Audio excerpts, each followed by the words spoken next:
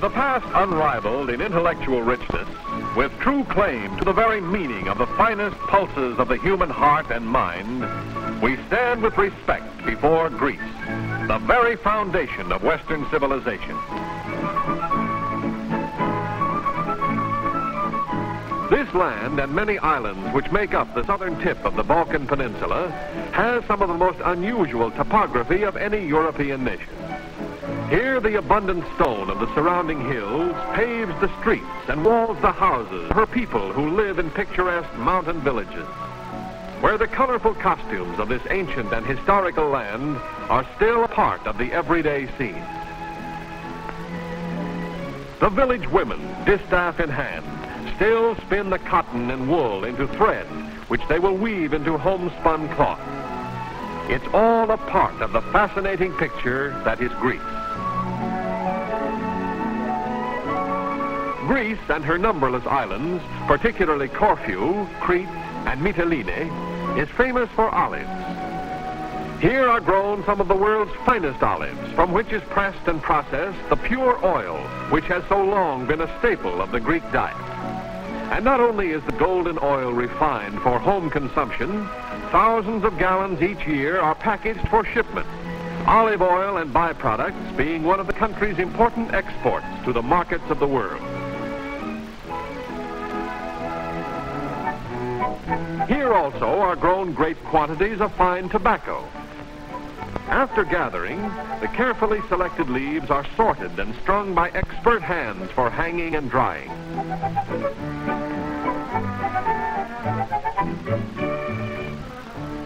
At the conclusion of the drying process, the golden leaf will be sent to warehouses, there to be sorted, graded, and fermented before delivery to its ultimate destination, one of Greece's many cigarette factories.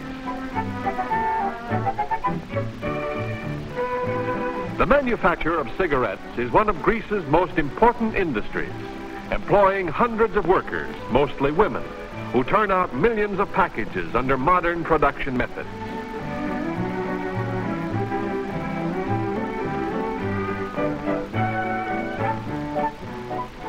Southern Greece, known as the Peloponnesus, is separated from the mainland by the Corinth Canal.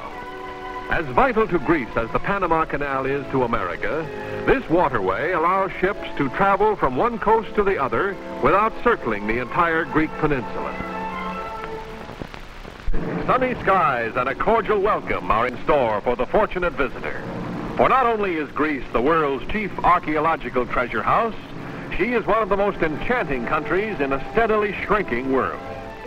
First stop for increasing thousands of visitors to this modern land of ancient contrasts is Athens. One of the Earth's great citadels of antiquity, Athens also has its modern side. The architecture of its buildings combine the beauties of the classical period with the utility of today. Its broad avenues teem with a traffic typical of the metropolitan picture the world over.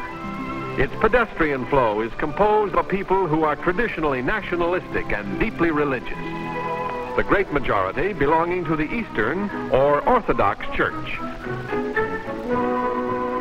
The University of Athens, great cultural center of a land long renowned as a creator of world culture.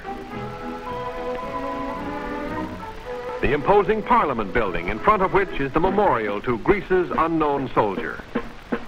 On constant guard are the colorfully costumed Evzones, wearing the white pleated kilts, which have been adopted as a national costume.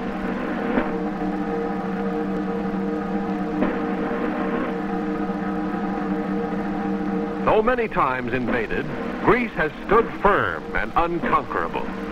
In that spirit is embodied the memory of the unknown warrior, here symbolically entombed.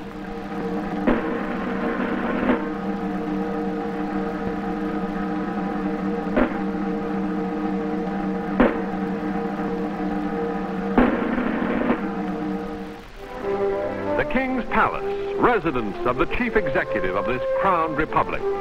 The elective power, however, rests in the people themselves by process of the secret ballot.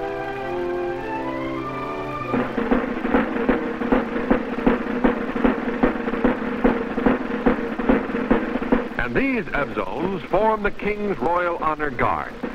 These sentries of freedom might be ancient in their costuming, but they are modern to the hilt, and they pace and perform as though in cadence with the times. Greece has a proud history of freedom and deep respect for the decencies of man.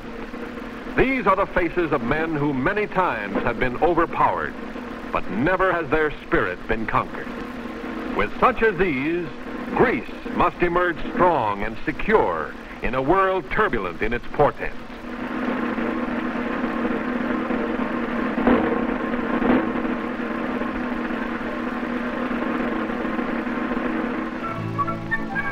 Greece is indeed the land of sunny seas and blue skies.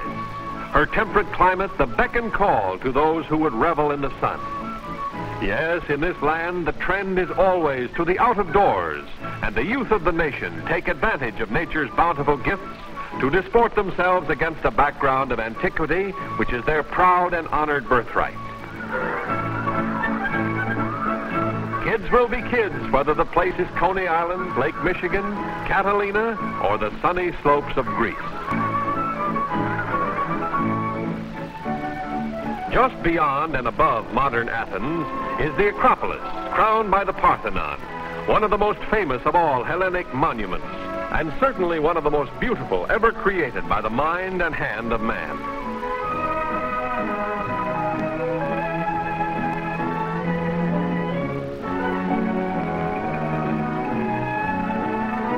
The Acropolis has been in turn a shrine and a fortress. It has withstood many sieges, the last being in 1826 during the Greek War of Independence against the Turks. But even in ruins, it evidences the truly splendid civilization of classical Greece.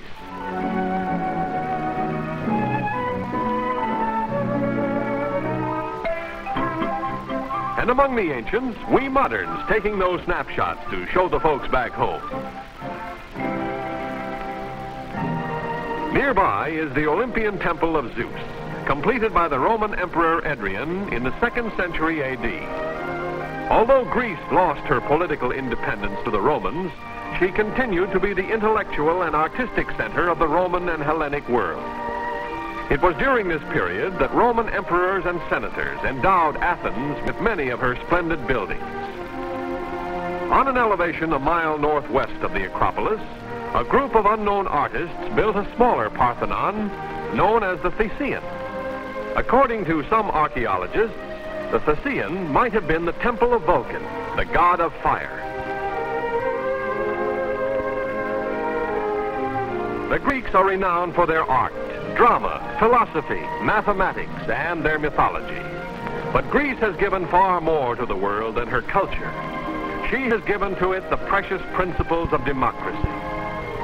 Today, Greece rises once again in all her proud and perennial glory to take her honored place among those liberty-loving nations which are mankind's bright and only shining hope in this world of ours.